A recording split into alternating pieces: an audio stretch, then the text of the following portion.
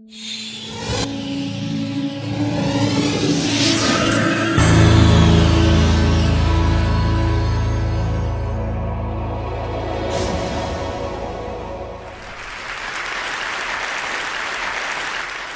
I was a child, I always wanted to be a superhero. I wanted to save the world and then make everyone happy. But I knew that I'd need superpowers to make my dreams come true. So I used to embark on these imaginary journeys to find intergalactic objects from planet Krypton, which was a lot of fun but didn't yield much result. When I grew up and realized that science fiction was not a good source for superpowers, I decided instead to embark on a journey of real science to find a more useful truth. I started my journey in California with a UC Berkeley 30-year longitudinal study that examined the photos of students in an old yearbook and tried to measure their success and well-being throughout their life. By measuring the students' smiles, researchers were able to predict how fulfilling and long-lasting a subject marriage will be, how well she would score in standardized tests of well-being, and how inspiring she would be to others. In another yearbook, I stumbled upon Barack Obama's picture. When I first saw his picture, I thought that his superpowers came from his super collar. But now I know it was all in his smile. Another aha moment came from a 2010 Wayne State University research project that looked into pre-1950s baseball cards of major league players. The researchers found that the span of a player's smile could actually predict the span of his life. Players who didn't smile in their pictures lived an average of only 72.9 years, whereas players with beaming smiles lived an average of almost 80 years. The good news is that we're actually born smiling. Using 3D ultrasound technology, we can now see that developing babies appear to smile even in the womb. When they're born, babies continue to smile, initially mostly in their sleep, and even blind babies smile to the sound of the human voice. Smiling is one of the most basic biologically uniform expressions of all humans. In studies he conducted in Papua New Guinea, Paul Ekman, the world's most renowned researcher on facial expression, found that even members of the Fori tribe, who were completely disconnected from Western culture and also known for their unusual cannibalism rituals, attributed smiles to descriptions of situations the same way you and I would. So from Papua New Guinea to Hollywood, all the way to modern art in Beijing, we smile often and use smile to express joy and satisfaction. How many people here in this room smile more than 20 times per day? Raise your hand if you do. Oh, wow. Outside of this room, more than a third of us smile more than 20 times per day, whereas less than 14% of us smile less than 5. In fact, those with the most amazing superpowers are actually children, who smile as many as 400 times per day.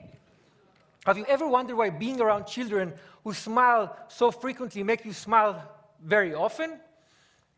A research study at Uppsala University in Sweden found that it's very difficult to frown when looking at someone who smiles. You ask why? Because smiling is evolutionarily contagious, and it suppresses the control we usually have on our facial muscles. Mimicking a smile and experiencing it physically help us understand whether a smile is fake or real, so we can understand the emotional state of the smiler. In a recent mimicking study at the University of Clermont-Ferrand in France, subjects were asked to determine whether a smile was real or fake while holding a pencil in their mouth to repress smiling muscles. Without the pencil, subjects were excellent judges, but with the pencil in their mouth, when they could not mimic the smile they saw, their judgment was impaired.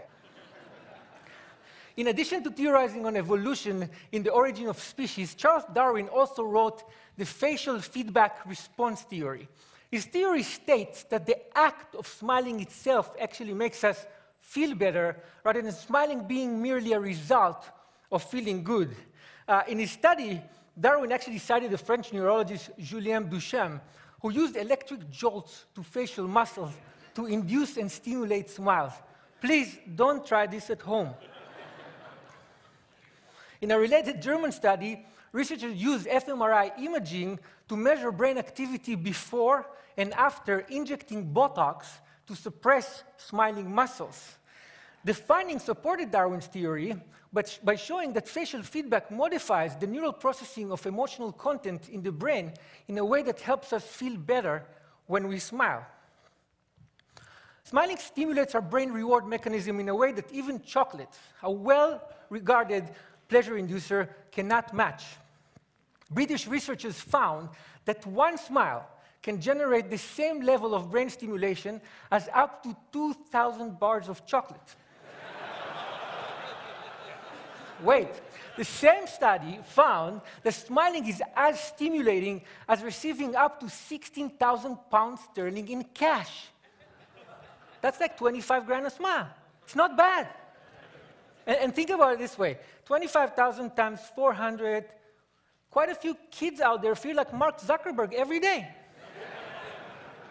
And unlike lots of chocolate, lots of smiling can actually make you healthier.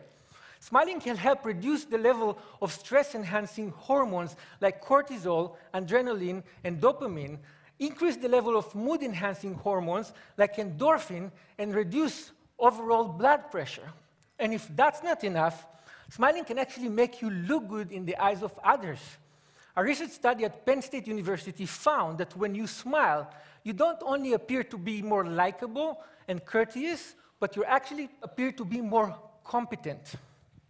So whenever you want to look great and competent, reduce your stress, or improve your marriage, or feel as if you just had a whole stack of high-quality chocolate without incurring the caloric cost, or as if you found 25 grand in a pocket of an old jacket you hadn't worn for ages, or whenever you want to tap into a superpower that will help you and everyone around you live a longer, healthier, happier life, smile.